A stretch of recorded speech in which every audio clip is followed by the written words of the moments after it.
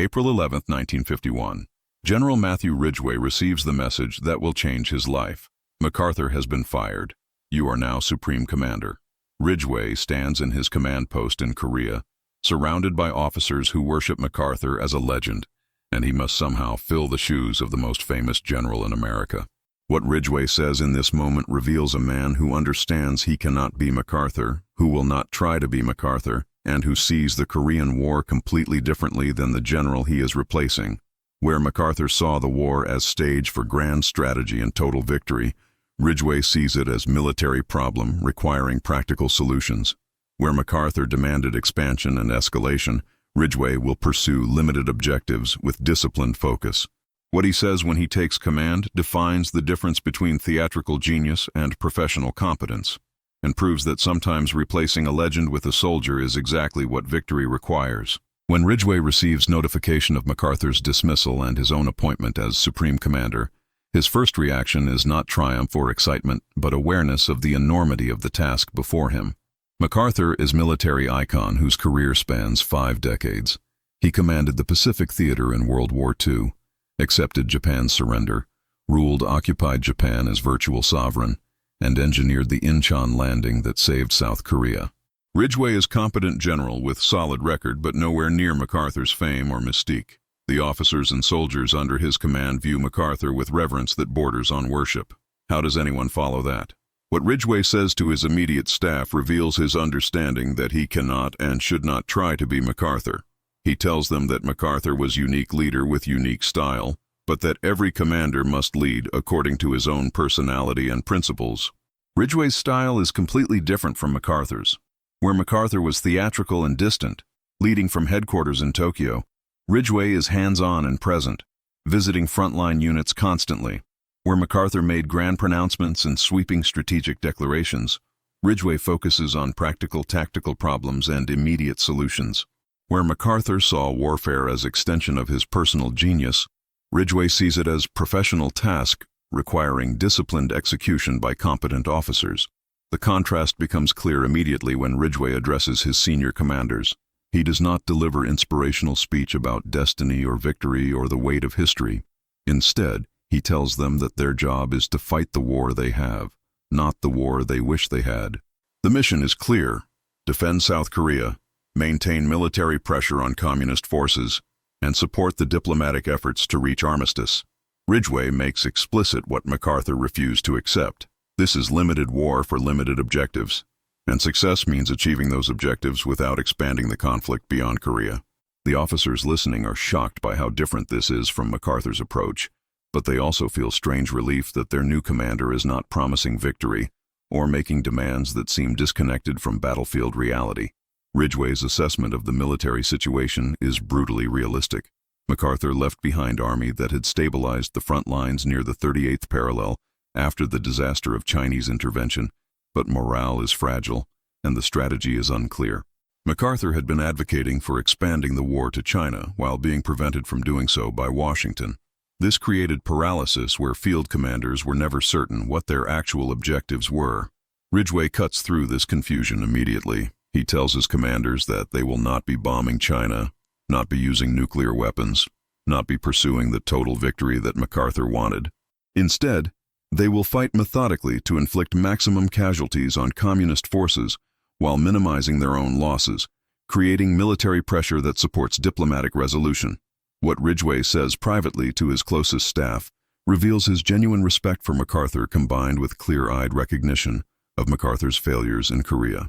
He acknowledges that MacArthur's Incheon landing was a brilliant stroke that saved South Korea from conquest. But he also notes that MacArthur's decision to push north to the Chinese border despite warnings was strategic catastrophe that led directly to Chinese intervention and the worst American military defeat since Pearl Harbor. Ridgway tells his staff that he will not repeat MacArthur's mistake of letting strategic ambition override tactical prudence. His job is not to win the war that MacArthur wanted to fight. His job is to win the war that actually exists, which means accepting limitations and working within them rather than demanding that reality conform to his vision. The difference between MacArthur's command style and Ridgway's becomes apparent within days of the transition. MacArthur rarely visited Korea. preferring to command from Tokyo headquarters where he maintained distance that enhanced his mystique. Ridgway immediately moves his primary headquarters to Korea and begins visiting frontline units constantly. He shows up unannounced at battalion and company command posts, talking directly to soldiers and junior officers about conditions, morale, and tactical situations. This hands-on approach is completely different from MacArthur's remote grandeur, and it has immediate effect on morale and combat effectiveness. What Ridgway says during these frontline visits reveals his focus on practical military fundamentals rather than grand strategy. He asks battalion commanders about their ammunition supplies, their communications equipment, their casualty evacuation procedures. He questions officers about their defensive positions and their plans for dealing with Chinese night attacks. When he identifies problems, he gives direct orders to fix them rather than making dramatic pronouncements about strategy. The soldiers and junior officers are initially surprised that the Supreme Commander is interested in such mundane details, but they quickly come to respect him precisely because he understands and cares about the practical realities of combat. Ridgway's leadership philosophy is built on professional competence rather than personal charisma. He tells his division commanders that he expects them to know their jobs thoroughly and to execute their missions with discipline and precision. He does not make inspirational speeches about destiny or sacrifice. Instead, he establishes clear standards, measures performance against those standards, and replaces officers who fail to meet them. This seems cold compared to MacArthur's theatrical style, but it creates clarity and accountability that had been missing. Officers know exactly what is expected of them and know that their performance will be judged objectively rather than based on personal relationships or political considerations. The tactical changes Ridgway implements show his different strategic vision. MacArthur had been focused on dramatic operations and decisive battles that would break enemy will. Ridgway focuses on methodical application of firepower to inflict steady attrition on communist forces. He emphasizes artillery and air support to maximize enemy casualties while minimizing American losses. He orders his commanders to avoid risky offensive operations that might produce headlines but would cost lives without clear military gain. What he says to justify this approach is that killing enemy soldiers and destroying enemy equipment creates military pressure that supports the diplomatic track toward armistice, and that this unglamorous but effective approach serves American interests better than dramatic offensives that might boost morale temporarily but would cost casualties that cannot be justified by limited war objectives. What makes Ridgway's different leadership style effective is that it matches the changed strategic context.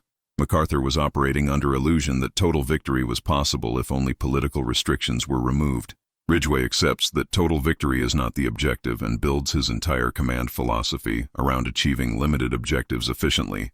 He tells his staff that their job is not to win the war in the sense MacArthur meant, with unified Korea under democratic control. Their job is to maintain military stalemate that preserves South Korean independence while creating conditions for diplomatic resolution.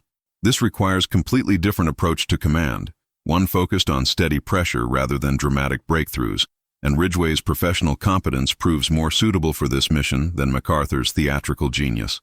One of Ridgway's first challenges as Supreme Commander is restoring discipline and morale to Army that has experienced trauma of Chinese intervention and the confusion of MacArthur's dismissal.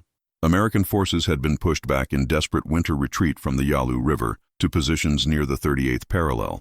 The experience shattered confidence and created uncertainty about whether American forces could actually defeat the Chinese. MacArthur's public statements had suggested that victory was impossible without expanding the war, which reinforced defeatism among troops who felt their sacrifices were pointless if the war could not be won. What Ridgway says to address this morale crisis is characteristically direct and practical. He tells his soldiers that they are not defeated and that the war is not unwinnable. He explains that the Chinese intervention succeeded because MacArthur's forces were overextended and vulnerable, not because Chinese forces are inherently superior. With proper tactics, discipline, and use of American firepower advantages, United Nations forces can inflict far more casualties than they take. Ridgway emphasizes that the objective is not to conquer China or to march to the Yalu River again, but to defend South Korea and create military conditions that force communists to negotiate seriously. This more limited and achievable objective gives soldiers clear purpose that contrasts with the confusion and disappointment that characterized MacArthur's final months. Ridgway implements strict discipline measures that had been lax under MacArthur's distant command. He issues orders requiring officers to maintain proper uniforms, to enforce military courtesy, and to ensure that units maintain tactical readiness at all times. These seem like trivial matters compared to the strategic questions that obsessed MacArthur, but Ridgway understands that military effectiveness depends on discipline, and that discipline had deteriorated during the chaos of retreat and MacArthur's increasingly erratic final months. The emphasis on fundamentals, on professional standards, on doing things correctly rather than dramatically, rebuilds unit cohesion and gives soldiers confidence that their leadership knows what it is doing. The tactical reforms Ridgway introduces directly address the Chinese strengths that had proven so effective during their intervention. Chinese forces had succeeded through night attacks and infiltration tactics that got inside American positions before firepower could be brought to bear. Ridgway orders his units to establish stronger defensive positions with better fields of fire, to maintain constant patrolling to prevent surprise, and to coordinate artillery and air support to devastate Chinese forces when they attack. He emphasizes that American advantages in firepower and technology must be exploited systematically, rather than wasted through poor tactics and undisciplined operations. What he tells his commanders is that Chinese willingness to accept casualties is real strength, but it can be turned into weakness if American forces inflict such horrific casualties that Chinese attacks become unsustainable. Within weeks of taking command, Ridgway's changes produce visible results. American and United Nations forces begin inflicting far higher casualties on Chinese forces than they are taking. The Chinese Spring Offensive in April and May 1951 is bloodily repulsed with enormous communist casualties. Morale improves dramatically as soldiers see that proper tactics and discipline allow them to defeat Chinese attacks decisively. What Ridgway says about these tactical successes is notably unflashy and professional. He does not claim brilliant strategy or historic victories. He simply notes that well-trained troops using proper tactics and supported by overwhelming firepower will win battles, and that winning battles creates the military pressure necessary to support diplomatic resolution. This professional competence, so different from MacArthur's grandiosity, proves exactly what the Korean War needs at this stage. Ridgway's most important contribution as Supreme Commander is implementing coherent strategy for limited war, something MacArthur never accepted or understood. MacArthur believed wars should be fought for total victory, and that accepting limited objectives was defeatism that prolonged conflict unnecessarily. Ridgway understands that in nuclear age, with global Cold War competition and alliance politics, total victory in every conflict is neither possible nor desirable. His strategy for Korea is built on accepting these limitations and working within them, rather than fighting against them. What Ridgway says about limited war strategy reveals sophisticated understanding of how military force serves political objectives. He tells his staff that their mission is not to conquer North Korea or to defeat China militarily. Those objectives are impossible given the restrictions Washington has placed on operations, and would risk expanding the war in ways that serve neither American nor United Nations interests. Instead, the mission is to maintain military stalemate that preserves South Korean independence while inflicting sufficient casualties on communist forces to make them recognize that they cannot win militarily.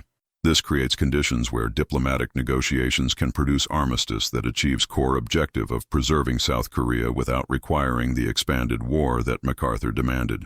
The implementation of this strategy requires discipline that MacArthur lacked. When Ridgway's forces defeat Chinese offensives and create opportunities for counterattacks that might recapture significant territory, he must decide how far to pursue those opportunities. MacArthur would have pushed as far as possible, seeking dramatic victories and hoping that military success would force political changes. Ridgway is more restrained. He orders limited counteroffensives that inflict maximum casualties on retreating Chinese forces but stops well short of advancing to positions that would be difficult to defend or that might provoke renewed Chinese intervention.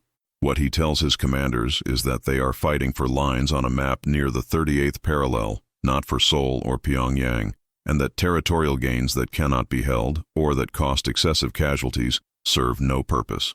Ridgway's limited war strategy also addresses the nuclear question that had been central to MacArthur's disagreement with Truman. MacArthur had advocated using nuclear weapons to offset Chinese numerical superiority. Ridgway completely rejects this approach. He tells his staff that nuclear weapons are not appropriate for the Korean War, both because the political costs of using them would be catastrophic, and because conventional firepower properly employed is sufficient to achieve military objectives. Ridgway's forces demonstrate that massive application of artillery and air power can inflict casualties that make Chinese offensive operations unsustainable without requiring nuclear weapons. This vindication of conventional warfare in limited war context proves that Truman was right to reject MacArthur's nuclear advocacy. What makes Ridgway's limited war strategy historically significant is that it becomes model for how America fights subsequent Cold War conflicts. The principle that military force serves political objectives rather than seeking total victory regardless of cost, that conflicts can be fought with restraint and limitations that serve broader strategic interests, that professional competence in executing limited missions matters more than theatrical attempts at decisive victory. All of these insights that Ridgway demonstrates in Korea shape American military doctrine for decades. His success proves that MacArthur's total war philosophy was outdated in nuclear age, and that limited war fought professionally serves American interests better than unlimited war fought theatrically. What Ridgway said when he took command from MacArthur defined transition from one era of American military leadership to another. MacArthur represented 19th century approach where great generals were heroes whose personality and genius determined outcomes. Ridgway represented modern approach where professional military officers serve political objectives determined by civilian leadership, execute their missions with discipline and competence, and measure success not by personal glory but by achievement of limited objectives that serve broader strategic interests. This transition was not just about personalities, but about fundamental changes in how democratic societies conduct warfare in nuclear age. The immediate military outcomes vindicated Ridgway's approach completely. Under his command, United Nations forces stabilized the military situation, inflicted horrific casualties on Chinese forces during their 1951 offensives, and created military stalemate that made armistice negotiations possible. The war ended in July 1953, 2 years after Ridgway took command, with South Korea preserved and the front lines roughly where they had been when he assumed command. This outcome was exactly what Ridgway's strategy aimed for, and it achieved American core objective of containing communist expansion without the expanded war that MacArthur's strategy would have required. Ridgway's subsequent career demonstrated that his professional competence was recognized and valued. He succeeded Eisenhower as NATO Supreme Commander and later became Army Chief of Staff. His memoirs and writings about military leadership influenced generations of American officers who learned that professional competence and discipline matter more than theatrical genius, and that limited war requires different approach than total war. The contrast with MacArthur's legacy is instructive. MacArthur is remembered as brilliant but flawed general, whose genius was compromised by ego and inability to accept limitations. Ridgway is remembered as professional officer who executed his mission effectively without drama or self-promotion. What makes the Ridgway succession particularly significant is what it reveals about civilian control of military in democracy. Truman fired MacArthur not because he was incompetent, but because he refused to accept civilian authority over military policy. Ridgway succeeded precisely because he did accept that authority and built his entire command philosophy around serving political objectives determined by civilian leadership. This does not mean Ridgway was weak or subservient. It means he understood that in democracy, military serves the elected government and that professional military officers execute policy rather than making policy. This principle, demonstrated through Ridgway's success in Korea, became fundamental to American civil-military relations. The final lesson from what Ridgway said when he took command from MacArthur is about leadership itself. Ridgway proved that you do not need to be theatrical genius to be effective commander. Professional competence, focus on fundamentals, discipline, clear communication of objectives, and systematic execution of mission all matter more than charisma or grand strategic vision. MacArthur's genius produced both Incheon Landing and the disaster of advancing to the Yalu River. Ridgway's professional competence produced steady, unglamorous effectiveness that achieved the objectives that mattered. Sometimes replacing a legend with a soldier is exactly what victory requires. And sometimes the most important thing a leader can say is simply that we will do our jobs professionally, accomplish our mission, and serve the objectives we have been given rather than demanding that reality conform to our vision of what should be. If you value these lessons about professional leadership over theatrical genius, subscribe for more stories about competence that changed history.